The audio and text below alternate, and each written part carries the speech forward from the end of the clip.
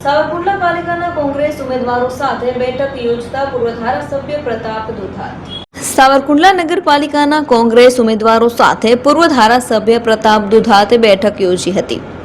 તેમાં ભાજપના પાયાના પથ્થર ગણાતા ભરવાડ અગ્રણીય ભોળાભાઈ કોંગ્રેસમાં જોડાયા હતા।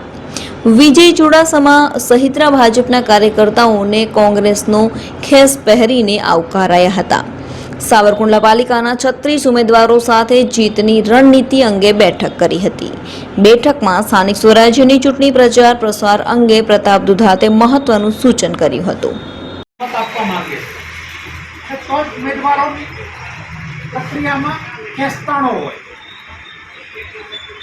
भारतीय जनता पार्टी ने आज हमारे कोई बात नहीं।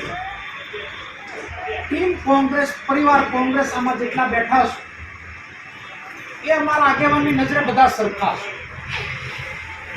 1 नंबर नो वोट हो कि 9 नंबर नो वोट, आपने 1 नंबर ની અંદર જે વાત થઈ 9 નંબર ના વોર્ડ માં એક ટાઈમે વાત થાવી છે। કેમ્પેનિંગ ની એક પદ્ધતિ હોય,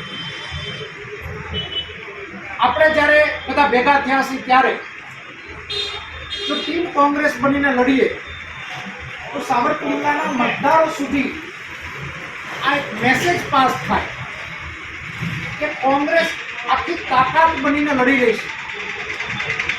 અને ગામ બોલીનું શું નથી કહેતો કે કોંગ્રેસ બોર્ડ બનાવવા જઈ રહ્યું છે, એના ભાગરૂપે भारतीय जनता पार्टी आम आदमी पार्टी જેવી સેકન્ડ પાર્ટી કોંગો ભરાવડાવીને મત તોડવા માટેની પ્રક્રિયા કરી। સમાજ કુટુંબ પરિવાર એના પરિવારના સભ્યોને લડવા દેવા તૈયાર ન હોય એ સભ્યોને હાઈજેક કરી અને જાત્રાઓમાં લઈ કે જાત્રા તો નામ છે ક્યાં લઈ જાય લોકો જાણે છે, એનો પણ કઈ વાંધો નથી।